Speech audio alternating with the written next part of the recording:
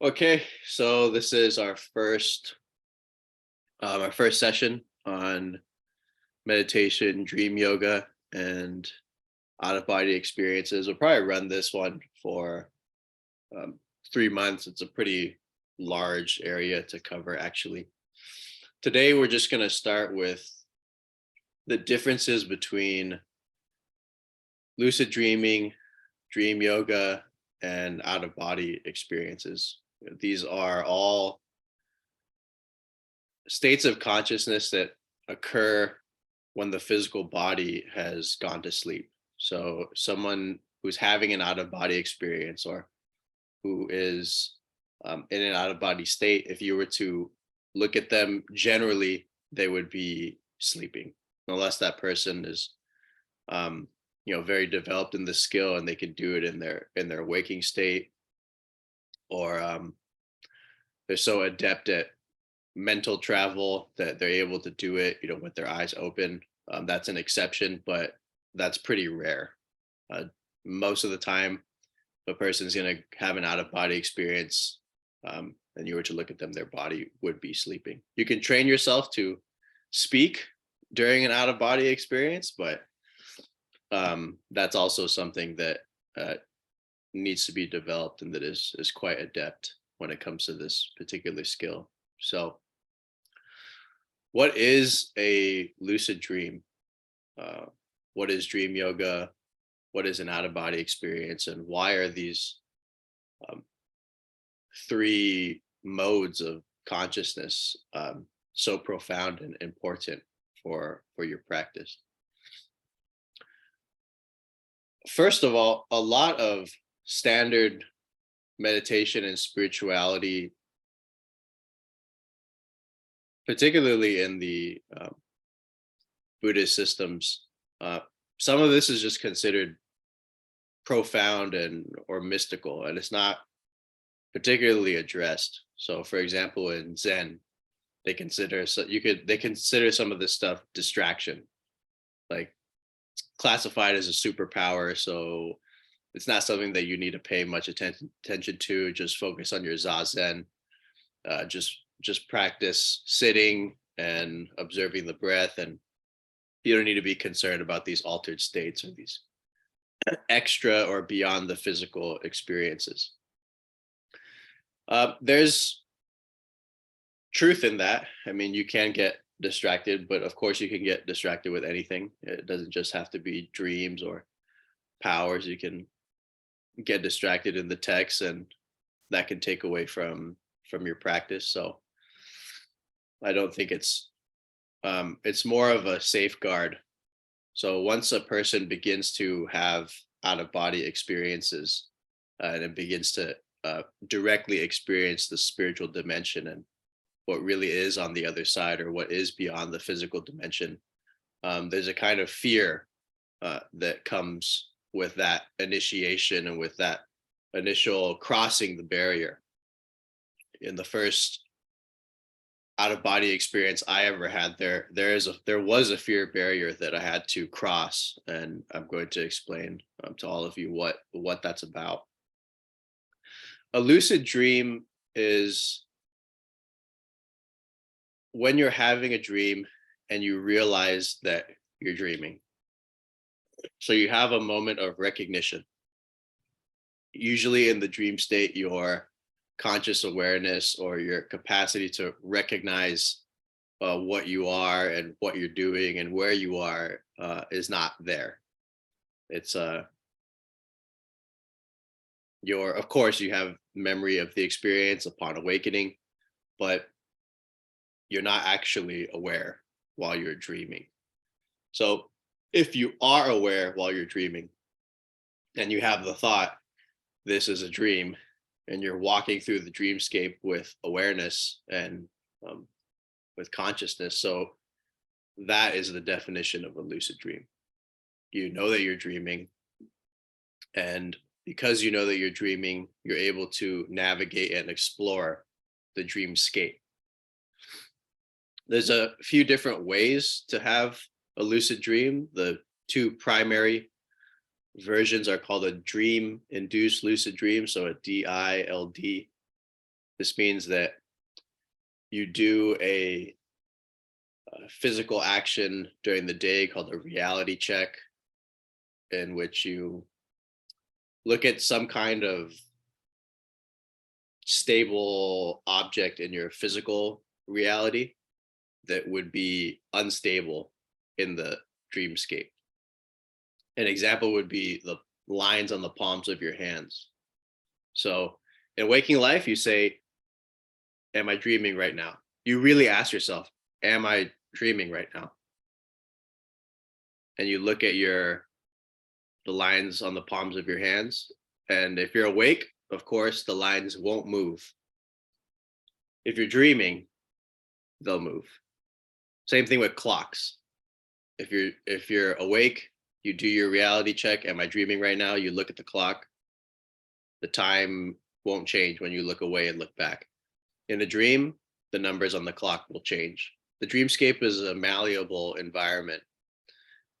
It's not as stable and solid. There's fluctuations. So those fluctuations can be, if recognized, can be triggers for lucidity. So you're doing these reality checks during the day so that you're training your subconscious to do these checks while you're asleep, using that habitual nature of the mind. By doing it while you're awake, you find yourself doing it while you're asleep. So what happens is you train yourself to do this, and then one night your subconscious looks at its hands and asks itself, am I dreaming? And then the lines start moving, and boom, the lights turn on and you become lucid in the dream. When this happens, generally, at least for me, I was so excited that I woke up from the dream. So that's normal.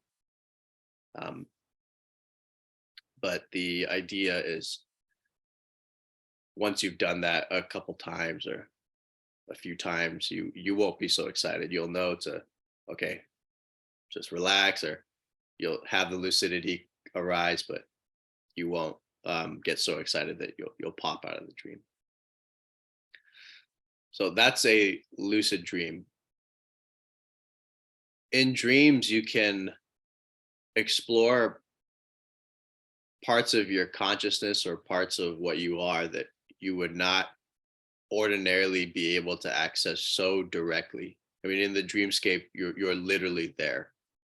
So if you wanted to practice a skill, if you wanted to confront something that you fear, if you wanted to tap into the wisdom of your dreaming mind, you would be able to do all of that through lucid dreaming. So in some of the shamanic traditions, they use the dream state to confront the shadows or the underworld aspect of consciousness, where you would be put through, or you would experience a kind of fearsome challenge while in the dream, and would have to overcome it. And that actually also can happen in out of body experiences. It just depends what being is guiding you, or what training program you're being put through in the dreamscape or in the out of body experience. Lucid dreaming is the easiest way and the most accessible way to begin to navigate beyond the waking state levels of consciousness. It doesn't require extensive amounts of training. You don't have to do energy work for 3 months or however long to start having a lucid dream. You can literally do these reality checks for a few days and have one. It just requires some persistence.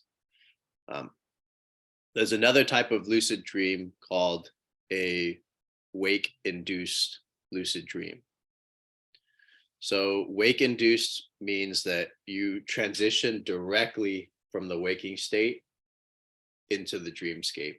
into the dream state. In the form of lucid dreaming we were just talking about, you lose consciousness at sleep, and then because of the habits you developed, your conscious mind turns on because of the reality checks and the recognition that, oh, this is a dream. But there's a break in consciousness because you actually fall asleep. In a wake induced lucid dream, there is no break in consciousness. So you you fall asleep, but your body falls asleep while your mind stays awake. So this takes a little more skill in the sense that you're learning, or you've learned to maintain awareness as you fall asleep. What does that actually look like? So usually when we fall asleep, or when we go to sleep at night, our consciousness is there, or we have some recollection up to a certain point. And then at that moment that our mind falls asleep, or there's a loss of consciousness, our memory breaks right at that point. And we either enter the dreamscape or dreamless sleep unknowingly. And we might remember the dreams in the morning. So to have a wake induced lucid dream, all you would do is fall asleep consciously. And at this moment where your mind is getting close to sleep, or your body is getting close to sleep, you would hold your mind on some object, like hold your attention on some object, in order to maintain consciousness as your body progressively gets more and more relaxed and drifts off into sleep. And when that happens, you experience sleep paralysis. I'm sure everyone here has experienced that at least once in their life. So sleep paralysis is literally the mind awake, body asleep state. Literally, that's what it is. Your body is asleep. That's why I can't move. That's sleep paralysis. So in sleep paralysis, the dreaming mind becomes very active. These these non-ordinary perceptions become very apparent when you're in sleep paralysis. You can hear things that you wouldn't normally hear. It may sound like you're suddenly in a room of bustling foot traffic, or all these voices are there, or you might perceive that there's a shadow in the room, like walking towards you, for example. These are things that people commonly describe in sleep paralysis. So what's happening in sleep paralysis is that whatever perceptions are happening in that room, because you're not, your consciousness isn't as clear as it would be in the waking state, and because you can't move your physical body, you're already like in a state of alarm and fear. And that alarm and fear can make it so that whatever, for example, being that's in the room, or whatever is there, could be perceived in a very fearsome way. I'll share a story really quick about the quote unquote sleep paralysis demon that people frequently write about on the internet, or that people frequently experience. So when I had my first out of body experience, which is it's like, once sleep paralysis happens, you can go two directions. You can either do a wake induced dream technique and go straight into the dreamscape, or you can have an out of body experience where the movement of consciousness would be perceived as going upward or outward, as opposed to inward. So from that launching pad of sleep paralysis, of mind awake, body asleep, I experienced it was like being in a tunnel, a small little pod of lightning. literally. Yeah, I was just shocked by how loud and powerful that experience was. I mean, it was like being in a pod of lightning.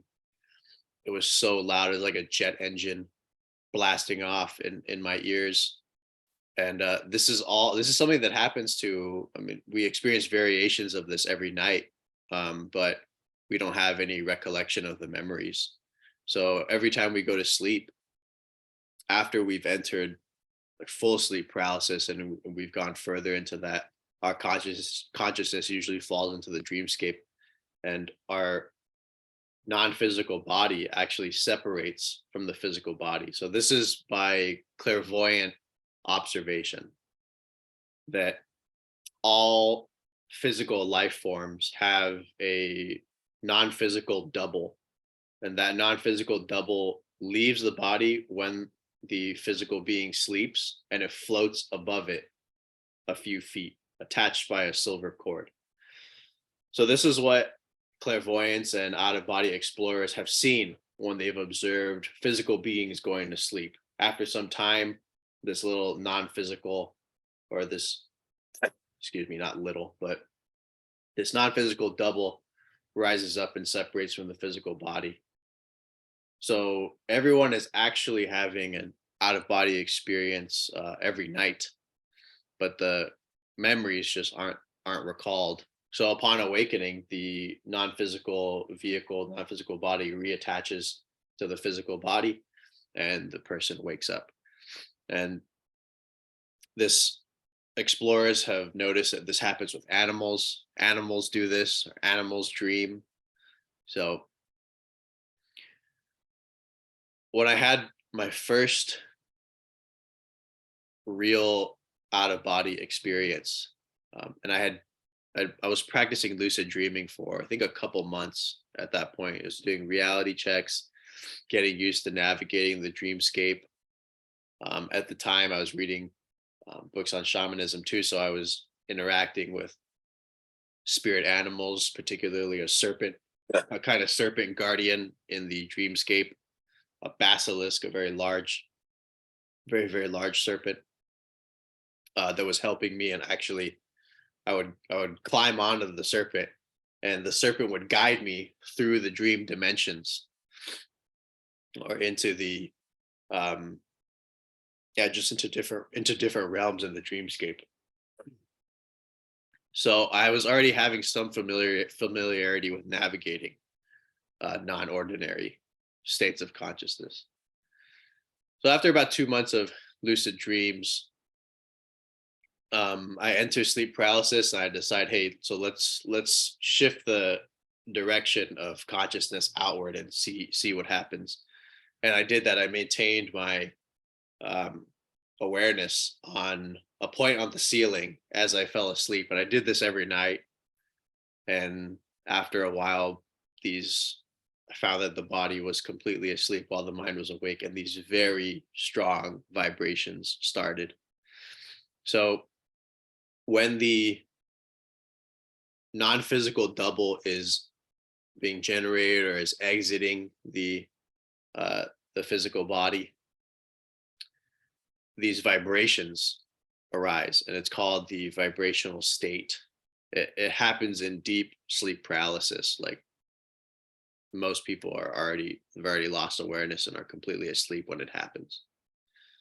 But it's called the vibrational state, and when the vibrational state happens, you're right about to have an out of body experience. Like the non-physical vessel is detaching from the physical vessel, and that's what you're experiencing. That's why it's, and the sounds that arise in this state, the jet stream engine, the lights, everything that is going on, these are all side effects of that separation that is occurring. When this first happened to me, it was frightening, in the sense that I was hearing, it was like I had tapped into the field of universal or of human consciousness, and I was just hearing all these whispers, like thousands, tens of thousands of people whispering stuff like this. and the pod of lightning and the very strong vibrations in my whole body. And as this vibration is happening and the non-physical double is um, separating, there's a shadow that appeared in the corner of the room, and this is the people call this the sleep paralysis demon. Anything that's a shadow, apparently he was just calling a demon, right? So there's this shadow in the corner of the room, and I perceived this thing, and oh my, I had never, I I thought my heart was gonna explode. I was like, I did not expect this to happen at all. I'm just I'm having this separation occur, and then this shadow is just there in the corner of the room, and it scared the living daylights out of me. I wish I had talked to someone like this, had a conversation like this beforehand, because it would have been so much easier to manage. But anyway, so the shadow appeared in the corner of the room, and I was struck, absolutely overcome with fear. And because you could viscerally experience it and see it, like it's physically there. And it was moving towards me, and the closer it got, the more just so terrified. I was so terrified the whole experience shut off, just light consciousness just shut off, done, vibration stopped, everything shut off. And I woke up and I was like, oh my god, what the heck was that? So I went and I told my friends and at school, and they were like, yeah, that was a demon. And um I was still very curious. I don't know if I bought that completely. I don't think I don't I it seems that I didn't believe that that was the case, but I just didn't know what it was, and I didn't know, if it could harm me or not or whatever. So I kept doing more research or kept reading more, and I found a book by Robert Bruce, and he explained um, what this was, or his understanding of this shadow phenomena that can arise in a person's initial out of body experience or initial experiences. And he said it's a test. I was like, oh, that's an unusual answer. He said, yeah, the higher self, which is actually really guiding each of us in these non-physical realities and in our lives in general, is testing you. Like you're about to enter beyond physical reality, and that's going to imply certain things for your life and for your consciousness. um are you ready for that, right? And are you able to overcome the challenges? Are you able to pass the tests that come up at that demarcation line, at that threshold where you're really about to um, have an out of body experience? It's a test from the higher self. All these different, and I've noticed this too, not just in the transition from the physical body to the non physical state, but in higher dimensions. Um, there can be a dimension or a place or a level of consciousness that you repeatedly try to get to in an out of body state, but it's like literally experienced as coming up against a wall of light, and for some reason, every time you try to get past it, it doesn't work. So you either figure out how to navigate past a particular obstacle, or you revisit it later, and when some lessons have been internalized in your waking life, you revisited it and there's nothing in the way. The sleep paralysis shadow is a test from the higher self to see if you can feel the fear and proceed despite the fear. That is really the challenge. So I took his word for it. I said, well, he might be right. Maybe it's not anything alarming. He said, yeah, if you just sit there and continue and you complete the exit, the shadow will disappear. I thought, okay, let's see if that is the case. I don't know. This is the thing about lucid dreams, out of body experiences, dream yoga, all of this work in general. Just test it for yourself. Don't take my word for it. Don't take anyone's word for it. Experience the truth for yourself. Experience these states for yourself. You don't have to believe anything that I say or anything anyone else says. Go and do it and see what happens. And let that transform your consciousness and let that transform your understanding. You don't need to take anyone's word for it. So he said, okay, it's a test. I think, let's see if it's a test. So a couple of weeks later, I'm going back into the uh, sleep paralysis state, and the vibrations come and they're just intense. It's almost like a repeat of the first experience. Jet engine light or jet engine sounds, tunnel pod of thunder, vibrations everywhere, so strong, like a rocket launching, and boom, the shadow in the corner. And it's getting closer to me, and I'm like, ah, I just do the exit technique. There's many different exit techniques. The first one that I did was to, once you're in sleep paralysis, feel that you're tugging on a rope. Like actually feel that you're tugging on a rope, not visualize, but feel that you're pulling on a rope. And this pulling on the rope, exercise, it pulls your non-physical body out just enough to cause like the full separation to happen. So I was pulling, nothing was happening, but I pulled some more, and then pop. And once the non-physical body separated, I spun out, like it was like literally twirling out like a whirlwind, and I was floating above my physical body, was laying in the bed. The shadow was gone. The entire room was illuminated. It was like a 180 flip from the experience that I was just having. And my life was forever changed. The shadow was gone. It was not real. Right? So the little caveat here actually is that this is the conclusion that I came to immediately, that the shadow was never real to begin with. It was never actually there. As a hallucination that happens in the in-between state. So just like hypnagogia. So hypnagogia is the mental images or dream-like mental images. They're very real, that can happen when you're in these in-between states. Your mind, I'm sure everyone's had this, like you're falling asleep and you kind of have this like mini dream of crashing some car, and then you wake up out of it. Like you weren't completely asleep, but you were asleep enough so that you experienced the dream to a sufficient extent that when the vehicle in the dream crashed, you woke up out of the dream, but you were still in the falling asleep state or a sleep phase.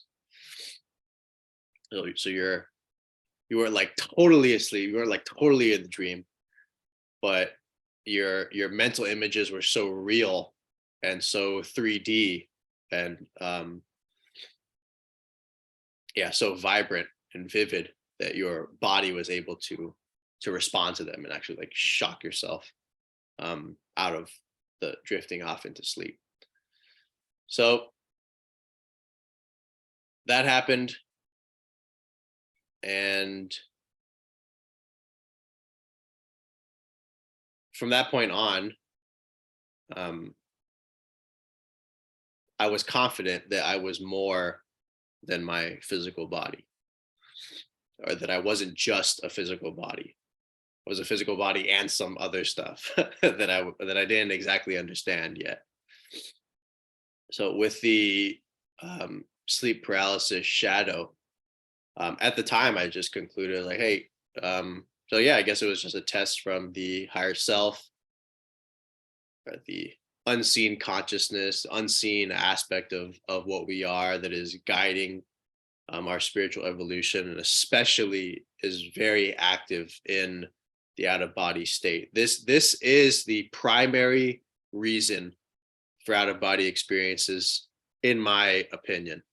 It's not for exploration. It's not just for exploration. It's not just for visiting alien worlds or speaking to departed people or helping departed people cross over. This is all stuff that can happen in the out of body state, but primarily the benefit and the most important thing about out of body experiences is that you come into direct contact with higher intelligence, with the active intelligence that is behind or that is within your life and incarnation, that is what you are. So your consciousness, your physical body, your memories, your perceptions, your abilities and gifts that you have in this life, imagine that what you perceive yourself to be in this moment, imagine that's like the tip of an iceberg. And then beneath the surface of the water, there's the whole iceberg. And it's a very, very large structure compared to the tiny tip that is above the water. That's what you begin to discover in the out of body state, the nature of the rest of the iceberg. What is it that you actually are? When you start to have out of body experiences, at some point you begin to have the thought, what is directing this? You know, when I say I want to go visit my dead father, and then suddenly this wind, this movement comes behind you and transports you to another dimension. But you didn't know how to get there with your conscious mind. You didn't know how to navigate non-physical reality like that to end up in that environment, but some part of you does and did. When you begin to ask what that part of you is, a whole new dimension of the out of body experience begins. When you're in the out of body state, or when you start to have OBEs, you're you're essentially getting your non-physical chops, right? So some of the first OBEs I had, I would project and I would be missing eyes. So I'm like this astral body walking around. I can't see. I literally can't see. just walking around, bumping into stuff. I could feel everything, but I couldn't see anything. And I had a few out of body experiences like that until I read a book by William Bullman called Adventures Out of the Body, or I think Adventures Beyond the Body, something like that, which I recommend for everyone. I'll share the link for that book. And he talked about using these commands, and that once these commands are used, the higher self, which is the guiding intelligence for the out of body state, will enact those commands. So I was out of body and I couldn't see. I was blind in the out of body state, and I remembered the book, and I said, "Sight now," and just like that, boom, eyes turned on, astral eyes turned on, and I could see. And I was like, "Oh, how long would it have taken for me to figure this out? I mean, really, how long?" This could have taken a really long time. So this is wonderful that I found this book. What is it that turns the sight on? Right? We could say it's higher mind, higher self, total self, whatever it is, not your conscious mind that turns the vision on. Same thing when you say higher self now in the out of body state. You demand higher self now, and you're transported to another place, or you're transported into a less physical, less embodied, and more formless consciousness state. There is deeper aspects or deeper manifestations of your consciousness that we call the higher self, or that we call infinite intelligence, that is continuously awake. It doesn't sleep the same way that our physical body has to sleep. It doesn't lose consciousness the way that our conscious mind turns off when it goes to sleep. This is our true nature that is continuously awake. I mean, it is It is the essence of lucidity. And when you begin to experience it, you can do so in the out of body condition very directly, very viscerally. I mean, you can go out of body and you can say higher self now, and you can literally vanish into a formless ocean of light. So, spiritual experiences that may take, in our understanding, a person would have to meditate for a very long time to be able to sit cross-legged and experience something like that. Um, you'll find that in the out of body condition that uh, you didn't have to go through years to experience more of what you are. The physical body has the function of acting as a like an energetic buffer, essentially. So if I'm like sitting here right now, I could say higher self now, and I'll maybe experience some sensations in my body. The body might feel physically lighter or more energized. So it'll be like this sense of power that begins to descend or arise in the physical vessel. So that happens, right? But if you do that in the out of body condition, I mean, you'll literally be transported to another place. Like a tunnel will appear in the ceiling and you'll just vanish through it. So that that from my experience doesn't happen when physically embodied, unless you meditate really deeply, or you're on a retreat, or you've done a really long sit, or you're just an extremely skilled meditator. But it's very accessible in the out of body state because there isn't this buffer of the physical vehicle. You're already in a non-physical dimension. So the active intelligence, the higher self, being non-physical, right? You're able to experience it very directly. If you're out of body and you make a command, and that command is answered, you just experienced active intelligence. You just experienced the higher self. If you can't fly in the out of body state, this is referring to still being your non-physical body still being very physical like, right? Like it's still physical. I mean, sorry, it's still human shaped and you're trying to fly. And you say like flight now or fly now, and you start flying. That is you're feeling and sensing the direct participation of your higher self, your active intelligence start to just lift you off. So as out of body experiences progress, or as your time in the out of body state increases or continues, you tend to become less humanoid and more light or more formless in a way. So the non-physical consciousness, it literally just forms itself according to your expectations and beliefs. So as your belief structures become less rigid, you'll find that your non-physical vehicle becomes less human-like and more just formless consciousness based. So initially these OBEs, or these out of body experiences or altered states, you definitely have the experience of like going one from physical body into a non-physical body, out of the physical body, into a non-physical state. There's very clear movement between places in between the physical and the non-physical. But after many out of body experiences, it depends. I mean, for me, it took many years, but now my OBEs are a lot more like phasing. So that means that consciousness like vanishes here and it appears over here. Whereas before, I used to enter the non-physical body or the astral body and then like project outwards. That still happens, but it doesn't happen all the time. Sometimes my consciousness is just here.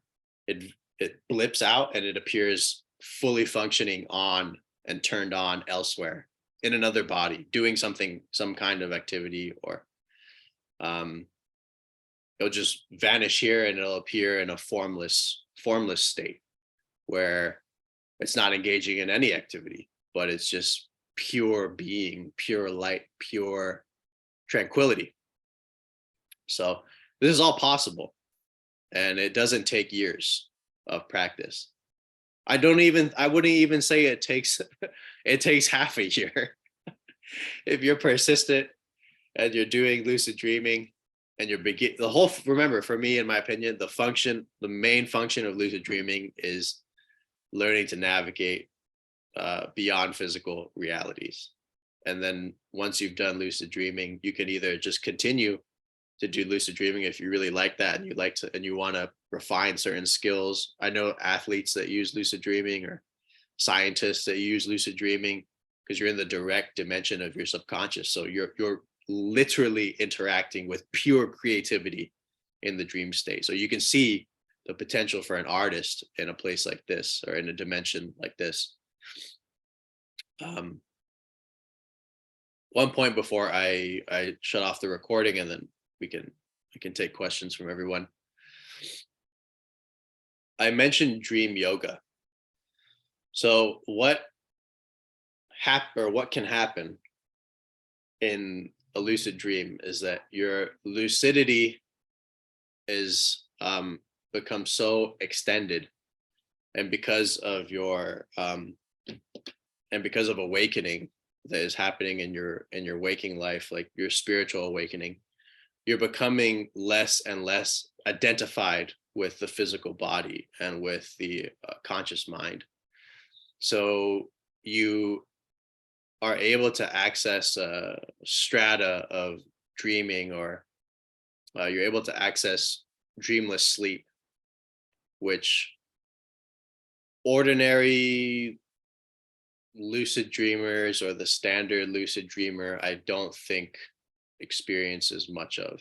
I mean, in the first lucid dreaming book that I read by Stephen LaBerge, a lot of the lucid dreaming books, if you look at the experiences that are being had in there, they're all recollections of lucidity in the dreamscape. The person is in a human-like dream body, doing human-like things. That's the standard, what you're going to find in most people's descriptions.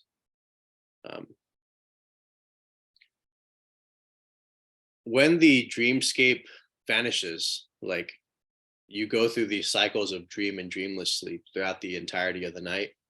So you have an alternating cycles of, there's a dreamscape, the dreamscape disappears into dreamless sleep, where there's just nothing going on. Dreamscape rematerializes, dreamscape dissolves into the dreamless sleep cycle, and this happens throughout the however many times a night, depending on how long you sleep. It's just the alternating cycle of dreamlessness and dream. So dream yogis, or people who take this up as a practice, particularly in the Tibetan tradition, they learn to be aware during the dreamless aspect of the cycle, because it's a it's a completely unfabricated state of consciousness, totally unfabricated.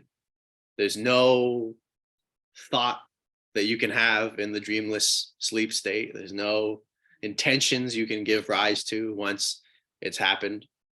There's no context for form. There's no form at all. There's just light and peace and total silence, because you can't think.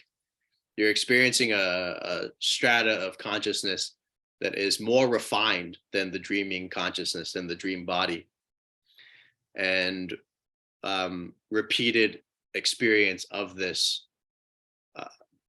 The idea is that through dream yoga, you can, when you master this cycle, eventually you can break through to the most subtle strata of consciousness, which the Tibetans call Dharmakaya, so like emptiness or Buddha nature. And they do this through dream yoga, through dark retreats. So that means they put themselves in a dark room, like they don't see any light.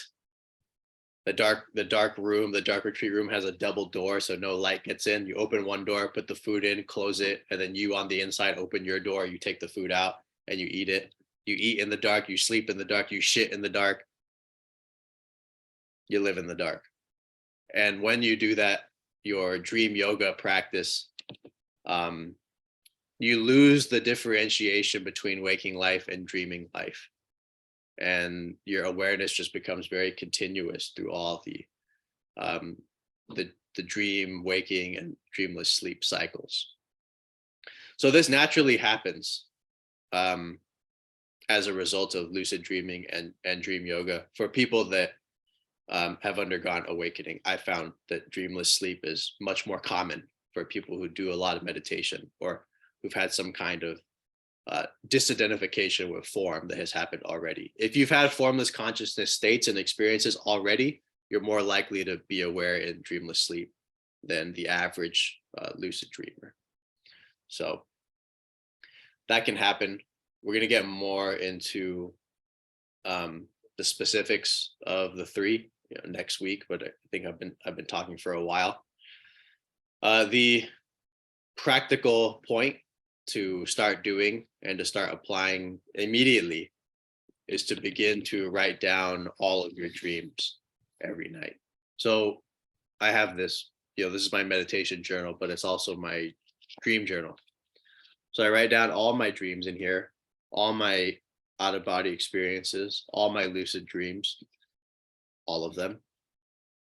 And this improves your dream recall, your capacity to remember the non-physical states of consciousness.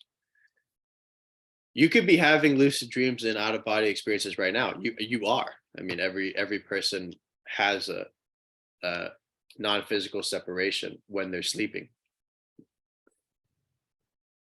You just don't remember it. So a large part of the work, a large part of the practice is learning to remember, developing the capacity to remember.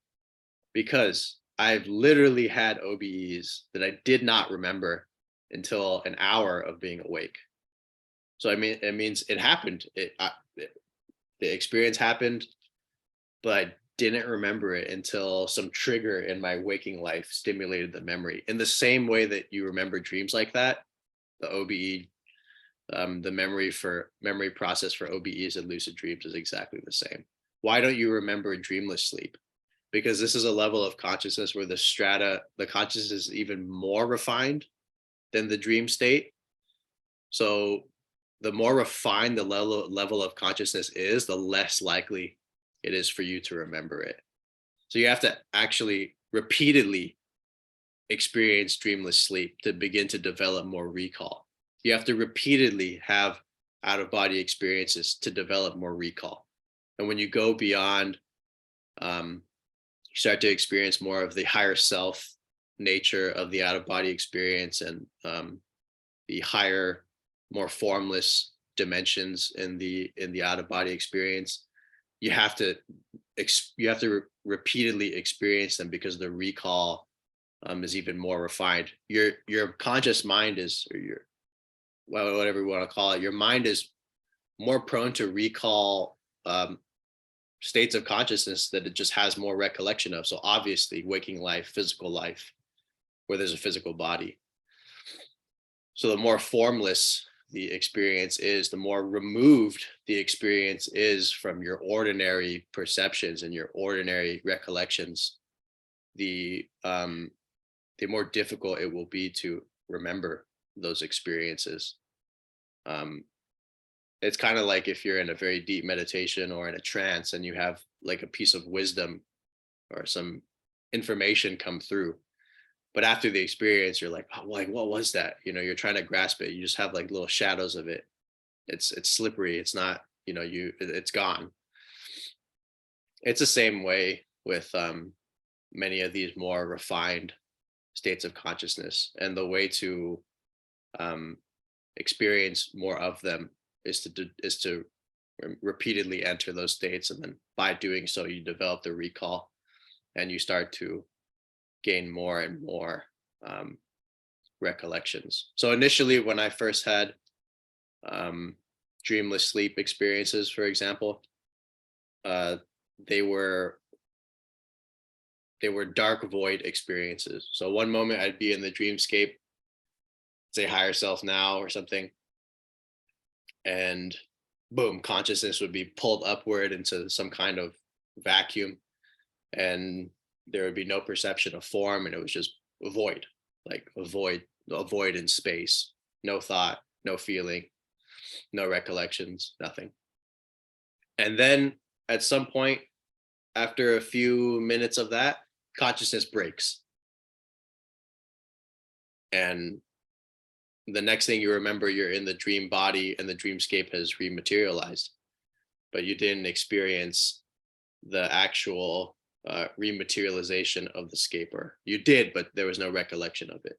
So in a subsequent experience, same thing happened. I was lucid, said higher self now, drawn up into a thing of just drawn up into the dreamscape, and um, progressed beyond void into this light. And it was just a nebulous light, and there was just very, very deep tranquility and peace. I mean, extremely profound. And consciousness was able to recall having been there and experience the materialization of the dreamscape and the dream body, going directly from formlessness back into form. So through these cycles, you experience going from form into formlessness, and from formlessness back into form. It's very interesting. You begin to see that whether there's form or formlessness or in between, there's consciousness the whole time. There's mind. It's not that ever shuts off. It's always um, inseparable from experience, and there's always a capacity for recollection if it can be developed, and in time it certainly can. It just takes some effort. So start writing all of your dreams down, all of them. So in the morning, first thing you do, just write down what happened, and you don't need to follow a particular prompt, at least at the moment you don't.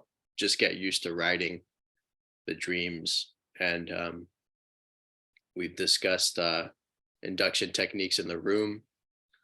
So for now, just start writing down your dreams, and every night when you fall asleep, depends what direction you want to take. If you want to explore more lucid dreaming, I would recommend using a memory or a place from the dreamscape that will really draw you in there. As you fall asleep, remember this. If you want to have an OBE, out of body experience, the easiest technique is the target technique. So as you fall asleep, you just keep your mind and attention outside your physical body. It's really that simple. It's not some strange special process. It's really just keeping your mind outside of your body as you fall asleep, and by keeping your attention away from the physical body, it helps your mind stay a little alert as the body falls asleep. And by having your attention outward, when that mind awake body asleep state occurs, your attention is already out here, so it's going to cause a pop. It's going to cause a little separation from the physical body, like the non-physical from the physical, and that little just that move of an inch of your full attention and consciousness away from the physical body in that mind awake body asleep state triggers the vibrational state, and thus the out of body experience. So, all right, that's it for today.